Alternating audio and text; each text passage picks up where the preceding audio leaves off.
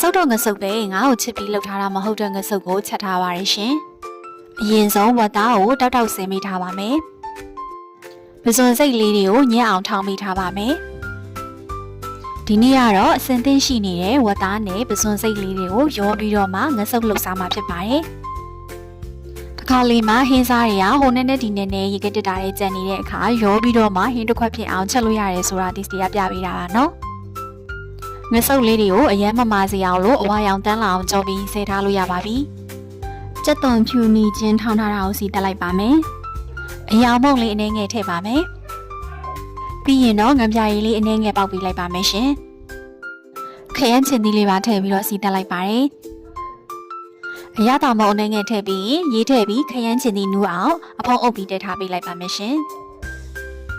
ပစွန်တို့ဝတ်သားတို့မှာငကိုရဲရတာနေပြီးသားဖြစ်တဲ့အတွက်အနှစ်ထဲကိုရတာဝယ်အောင်ငံပြရည်နေငယ်နဲ့အချုံမုံလေးနေငယ်ပဲပေါက်ပေးထားတာဖြစ်ပါတယ်။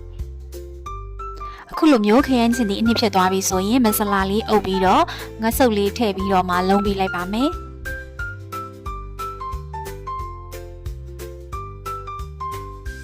ရေနေငယ်ထည့်ပြီးနူးသွားအောင်ခဏလောက်တည်ထားပေးလိုက်ပါမယ်။ရေအနှဲငယ်ခမ်းသွားပြီဆိုရင်မကြီးရေလေးထည့်ပေးလိုက်ပါမယ်ခဏလောက်တည်ထားပေးပြီးကိုလိုချင်တဲ့အနှစ်နီထားကိုရောက်ပြီဆိုရင်တော့ရှမ်းနံလေးလေးအုပ်ပြီးချလို့ရပါပြီရှင်ခုဆိုရင်တော့ငါ့ကိုချစ်ပြီးလှုပ်ထားတဲ့ငဆုပ်ကိုစားရတာမကြိုက်တဲ့သူတွေအတွက်လည်းအဆင်ပြေမယ်ဝတ်သားနဲ့ပစွန်စိမ့်ငဆုပ်လေးရပါပြီရှင်ဘာချက်မလဲဆိုတာအမြဲစဉ်းစားနေရတဲ့ Tasty Breed နဲ့ Asian Mari အားလုံးအဆင်ပြေကြပါစေရှင်